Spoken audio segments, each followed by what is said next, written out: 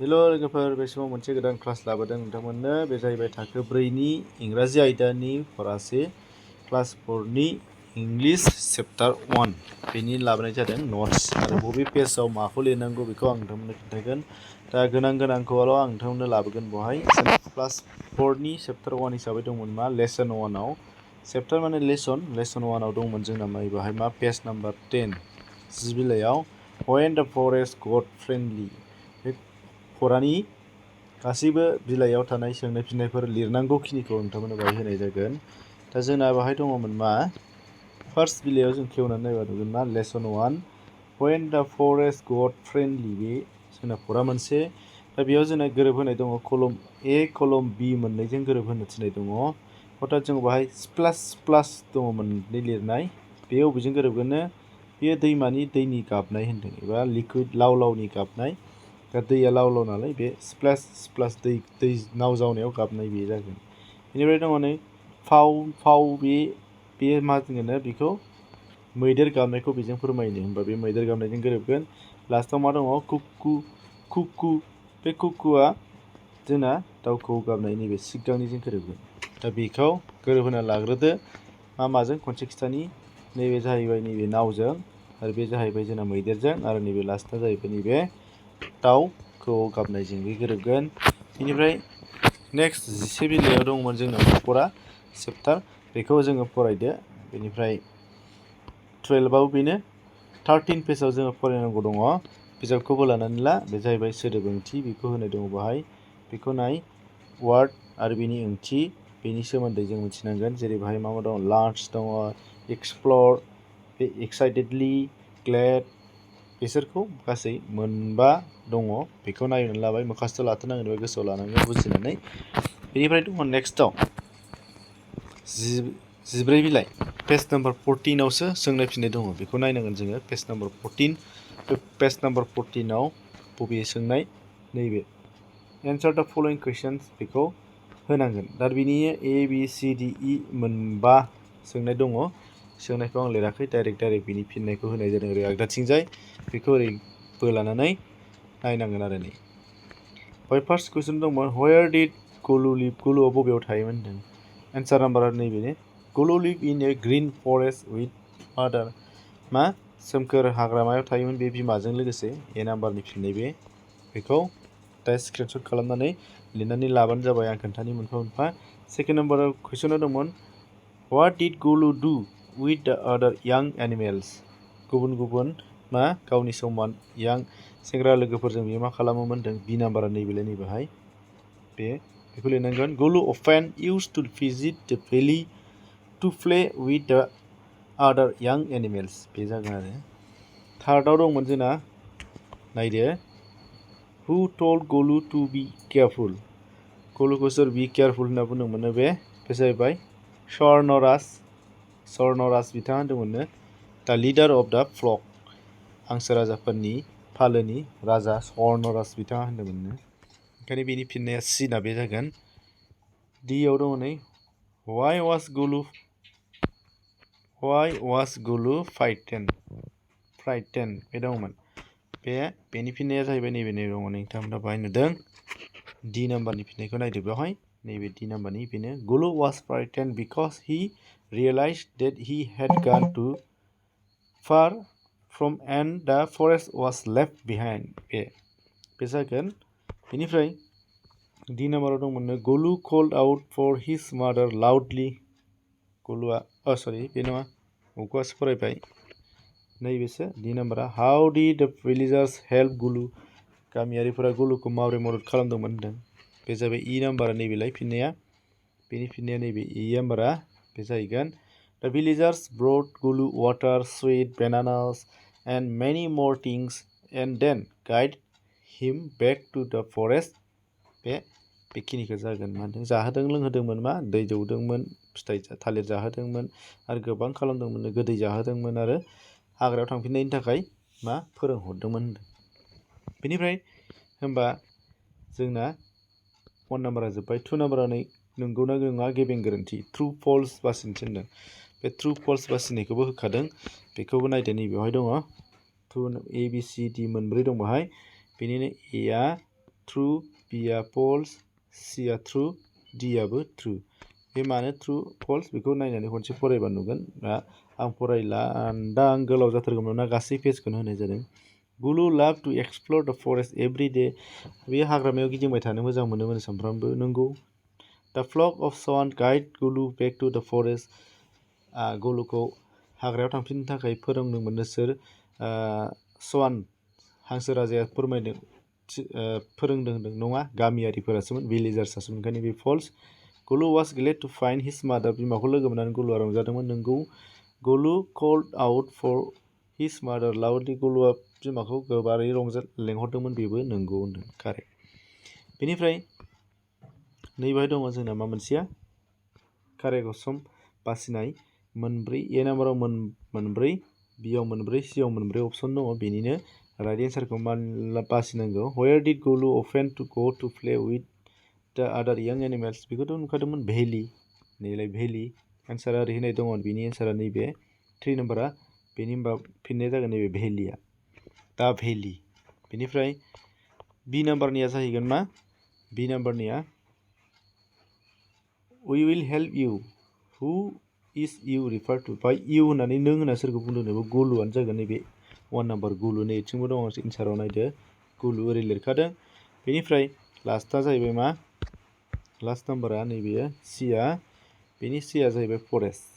बे गासैबो खामानिया मावजादोंमोन फरेस्टआव, हाग्रा बारियाव।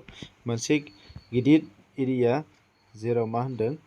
बिफांफोरा साग्लोबना थायो। A large area of land that is thickly covered with trees. बे हाग्रामा बिफां बारि थाग्रा बे। होमबा बेनि फिननायखौ मोनजोब्बाय। बेनिफ्राय नैबे नायनोसै नैबाहाय दङ पेज नाम्बार 15 आरो 16। बेखौ नायनो। 16आ फरायबानो जाबाय, 15आवबो फरायबानो जायो। खालि मोनसेल' लिरथनांगोन जों नैबेहाय।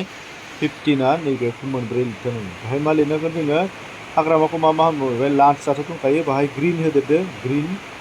आरो नैबेहाय मा होनदो? कुल लिरदो। ओमफ्राय नैबेहाय मा लिरगोन? नैबेहाय आं खिथादों मा लिरनांगौ बेखौ आं खिथादों। अखा हादों, एसे गोरा गोरा खोनागोन। ओंखायनो अखा हादों, ओंखायनो गोरा गोरा खोनागोन। ज्राव ज्राव खोनादों। नोंथांमोनहा बानायफुनायावनो अखा हाबाय नै, जेबो नङा। नैबेहाय बेयाव आरो बे लान्सआ लिरखानाय दङ। बेखौ मा लिरनांगौ? आं नैबेयाव होदों। नैबे स्क्रिनशट खालामनानै लिरदो। बेनो बेलाय लान्सआ दंखायोमोन। बेनिफ्राय ग्रिन, शेडि, कुल। हाग्रामाया मा? हाग्रामाया थान्दा गुसु जायो, सोमखोर जायो, साया जायो। बेखौ लिरनानै लाबानो जाबाय। हाग्रामाया मा जाबावो होनो। बेनिफ्राय पेज नाम्बार 17खौ नायदो। 17आव दङ। 17आव फरायजोबनांगौसो, बांसिनानो मोनसेल' लिरनांगोन। नैबाय दारि खमा फज'नाय बियो पांक्चुएसन। बेखौ फरायनांगोन, बेखौबो फरायनांगोन। दाना नैबे 8 नाम्बारनि बि, 8नि बि बे एन्सार। बेनि फिननाया बेनो। दा बेयाव जों मा होदों नाय? पांक्चुएसन दारि खमा फज'नांगौ। नैबाय दङ। What is the color of swan? स्वाननि कालारा मा होनदों? बेयाव सोंनायसिन होआखैना? सोंनाय नालाय सोंनायसिन होबाय नैबे। What is the color of swan? सोंनायसिन होनांगौ। बेनिफ्राय elephants likes to eat fresh sweet and ripe bananas. मैदेरा मा जानो मोजां मोनो? बेखौ फुल स्टप जागोन। बेयाव सोंनाय बाथ्रा जादों, ओंखायनो बेवहाय फुल स्टप होनाय जादों। बेवहाय माने बेवहाय फुल स्टप होआखै, होनांगौ। नैबेना सोंनायसिन गैयामोन, होनांगौ। दानिया गुलु सैड टु द भिलेजार्स। गुलुआ बुंदोंमोन बेवहाय नेरेसननि बाथ्रा बुंनाय दङ। ओंखायनो नैबेयाव भिलेजार्सनि उनावहाय कमा होदों। नैबेलाय कमा। आरो बेनिफ्राय आइनि गोजौआव गोजौ कमा मोननै होनांगोन, आरो जोबनायावबो गोजौ कमा मोननै होनानै फुल स्टप होनांगोन। मा जाहैगोन होनबाना नायदो। गुलु सैड टु द भिलेजार्स कमा इनभार्टेड कमा स्टार्ट। बे इनभार्टेड कमा मोननै। I am hungry इनभार्टेड कमा क्लज। बेनिफ्राय फुल स्टप। बेयाव क्लज आरो फुल स्टप जागोन। जेरै दं ओरै नायनानै लिरनानै लाबानो जाबाय। स्क्रिनशट खालामनानै लानो हागोन।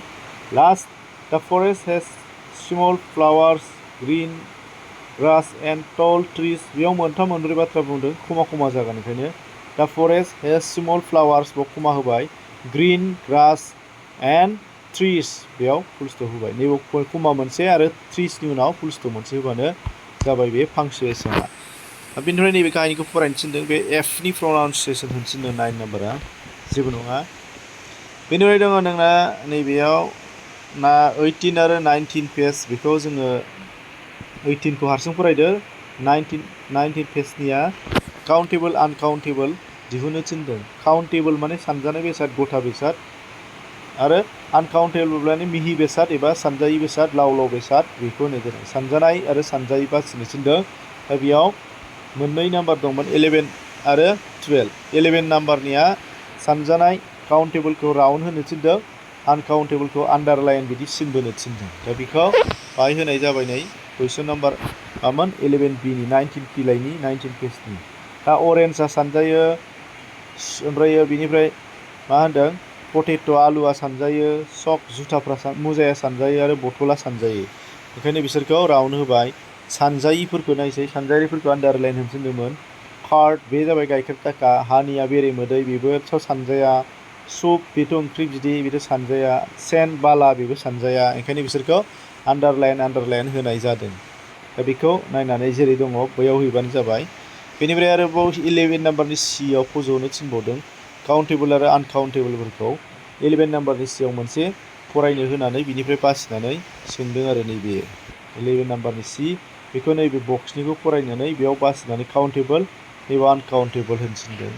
दा बेखौ बाहाय होनाय जाबाय नै मा होदों काउन्टेबल हिसाबै मोनबाय मा भिलेजार्स गामियारि मानसिफोर नालाय भिलेजार्स साननो हायो, बेनानास थालिरखौ साननो हायो, भेजिटेबल मैगंखौ साननो हायो, चिल्ड्रेन गथ'फोरखौ साननो हायो, आपेलखौ साननो हायो, अरेन्जेस बे खमलाखौबो साननो हायो। नाथाय आनकाउन्टेबलाव नायदो वाटारखौ साननो हाया, दैखौ, फुड आदार माने माखौ होनदों आदार साननो हाया, राइस माइरंखौ साननो हाया, हे माने हेया जाहैबाय जिगाबखौबो साननो हाया, बेनिफ्राय ग्रास हाग्रा बेखौबो जों साननो हाया। माखौ बेखौ बर'निबो खिन्थाखादों आङो, दसे हमथानानै खोनासंबानो जाबाय होमबा हागोन। दा बेखिनि बेनिफ्राय आरोबाव दंबावो दाना नै पेज 20, 21 बिसोरखौ जोङो फरायनांलायला एबा लिरनांलाया 21।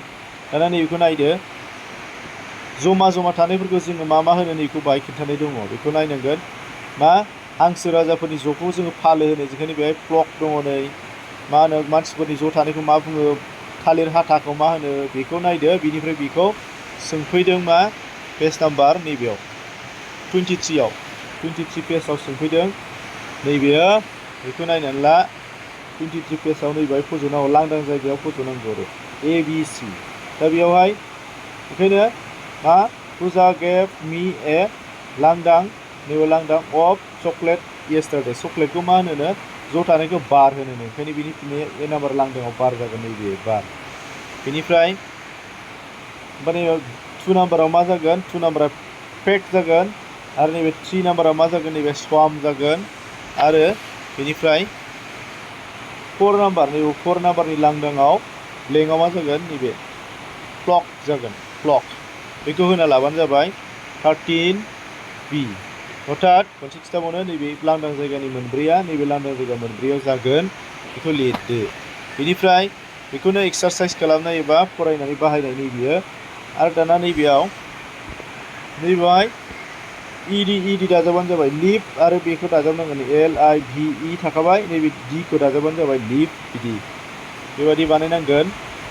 इडि बानायनो थिननायल' बे जेबो नङा। नैबेयाव दङ बेजों दाजाबनानै बाव बुनांगौ, बेजों दाजाबनानै बाव, बेजों दाजाबनानै बाव, बेजों दाजाबनानै बेयाव लिरनांगोन, बेल'। बेनिफ्राय अखा हागासिनो, बेनिफ्राय दङ नैबेवहायबो इडि गोनांखौल' लिरनांगोन होनदों। बेयाव बासिनाय दङ नैबे 14 नाम्बारनि बिया इडि गोनांखौ लिरनांगोन एबा लास्टाव डि गोनांखौ लिरबानो जाबाय। दा बाव प्लेट दङ, बे प्लेटआ जागोन नैबेहाय। आरो थिग बेबायदिनो नैबेवहाय टक दङ, नैबे इडि गोनाङा जागोन बाहाय। आरो नैबावबो वान नैबाव इडि गोनाङा जागोन बाहाय। आरो बिदिनो नैबाव हेल्प दङ, नैबे इडि गोनाङा जागोन नैबेहाय। बे लास्टाव डि गोनाङा इडि गोनाङा, बे इडि गोनाङा जाजोबगोन। आरो नैबेनाबो टेंक नैबे जागोन नैबेहाय। बे बिसोरखौ होनानै लाबानो जाबाय। बेनिफ्राय गैला, बे खन्थाइया जाहैबाय नैबे, बिनि बेलायाव खन्थाइ दङ, बे खन्थाइखौ फराय, पएम दङ। बेनिफ्राय नैबाव सोंदोंमोन मोनसे मा सवान एबा हांसो राजा गुफुर, बे हांसो राजानि सवान होनदों, सवाननि सोमोन्दै फंसे बाथ्रा बुंदों, ओंखायनो बाय सवान इज वाइट लिरबानो जाबाय, होमबानो जायो। सवाना गुफुर होनबानो मोनसे जाबाय। आइ हेभ ए सवान लिरबाबो जागोन, जोंहा मासे सवान दङ होननानै। जायखिजाया मोनसे सवाननि सोमोन्दै लिरहोदों। बेनिफ्राय नैबेवहाय दङ राइम गोरोबहोनायखौ फरायनो थिनदों आरो नैबावबो लिरनो थिनदों राइम गोरोबनाय सोदोब क्लु जों मोनसे लिरनो थिनदों ब्लु BLUE ब्लु बेनिफ्राय नैबेयाव उइफ दङ उइफजों लिरनो थिनदों हिप लिरफाबानो जाबाय HIVE हिप बेनिफ्राय आरोबाव मा लिरदों नैबेवहाय पिट्सजों रिचआ जागोन RICH आरो बेनिफ्राय ब्रास दङ नैबेवहाय ग्रास लिरबानो जाबाय GRASS ग्रास लिरबानो जाबाय होमबा जागोन बेनिफ्राय दाना नैबेयाव नायसै बेयाव सोंनाय दङ फिननाय दङ सोंनाय बानायनांगौ बेहाय फिननाया दंखायो नै सोंनाय बानायनांगौ द कालार अफ सवान इज व्हाइट सवाननि गाबा गुफुर होनदों होमबा मा सोंनांगोन व्हाट इज द कालार अफ सवान जागोन नैबाय जागोन बेयो कुइसन नम्बर 1आव कुइसन नम्बर 1 व्हाट इज द कालार अफ सवान दाना कुइसन नम्बर 2आव मा होगोन नैबे कुइसन नम्बर 2 खौ होबानो जाबाय मा सोनांगोन नैबेयो फिननाया नैबे कुइसन नम्बर 2 ना बेखौ सोनांगोन नै वेयर इज द रेड पापि सिन रेड पापिखौ बबेयाव नुवामोन होनदों दा बे आरो बेनिफ्राय नैबे कुइसन नम्बर 3आव जागोन नैबे कुइसन नम्बर 3आ बे which season is described here बबे बोथोरखौ बाहाय सावरायनाय जादों बाहाय सामार होनना दं होननानै सामारखौ सावरायदों बे बा कुइसन नम्बर 1 2 3 बेखौ बाहाय लिरनांगोन बेनिफ्राय नैबेयाव दङ नै उल्था सोदोब दङ उल्था सोदोबखौ बेयाव ज' होदों बेखौ बासिनानै बेयाव लिरनांगौ होनदों बेयाव लिरनांगौखौ नैबेयाव आं लिरना होबाय नैबेखौ बाहाय लिरबानो जाबाय माखौ नैबेखौ बासिनायखौ बेयाव लिरबानो जाबाय बेयाव नैबेयाव दंखायो बेनिफ्राय बासिनाय बेखौ आं खनसे फरायना होनि मारै जागोन नायदो खनसे फरायना होगोन आङो ड्राई वेट माने गोरान गिसि शर्ट लं गुसुं गोलाव लाइट डार्क स्रां खोमसि स्मल बिग गिदिर फिसा फ्लट माने गोजावनाय सिं माने गोदोनाय डाल माने अलसिया ब्राइट माने मावथि cold माने गुसु hot माने गुदुं दा बेखौ बेयाव लिरनांगोन नैबेयाव बहा लिरनांगोन बेखौ बेनिफ्राय एखेयानो बेखौनो लानानै लांदां जायगायाव सुफुंनाय एबा नैबे fill in the blank दङ बेखौनो लानानै बाहाय लिरफिननांगौ an elephant is big जागोन big जागोन बेयाव big and but a mouse is small smallआ बाहाय जाफैसिगोन बेबादि लिरनांगोन बेनिफ्राय 2 नाम्बाराव दङ tea is hot साहाया गुदुं hot but ice cream is cold बे coldआ बेवहाय जालायगोन नैबेहाय cold बेबादि आरो बेनिफ्राय दङ नै a cow has a long tail मोसौनि लान्जाया गोलाव आरो बेनिफ्राय but a pig has a short tail pig अमानि लान्जाया गुसुं बिदि जागोन आरो लास्टाव the room was filled with light during the day सानाव न'आ गोजों जोंदोंमोन स्रां जादोंमोन but it becomes dark at night मोनायाव नाथाय बियो dark जादों बे लांदां जायगाया बेखौ बाहाय फज'बानो जाबाय आरो बेखिनि बेनिफ्राय नायनोसै जोबनाय पेज नाम्बार 27 आरो 27 आरो 28 बेखौ जोंनो नांला बाहाय लिरनांगौ गैया गोनांथि गैया दा होमबा नुबाय गासैबो बे चेप्टार 1नि गासैखौबो नुबाय नेचार पाब्लिकेसनखौ साबस्क्राइब खालामना लादो जाहाथे गासैखौबो फराफोरखौ मोनो मानो होनबा क्लास 4नि लेखाया दाख्लैसो सानसेल'सो जादों नै मोननायानो इंलिसखौल'सो मोनदोंमोन इंलिसआ कमप्लिट जाबाय आरो बाखिखौ गुबुनाव मोनगोन क्लास 5निया जोब्बाय इंलिसल'सै चेप्टार 1 जोबजोब्बाय इंलिसल'सै बेखौबो लाबोगोन मेथ्स आबहावा सानखान्थि बिमा राव बिसोरखौबो लाबोगोन थाखो 4निखौबो शेयार खालामना हो लोगोफोरनो बयबो नायथों एसेनोसै गोजोन्थों।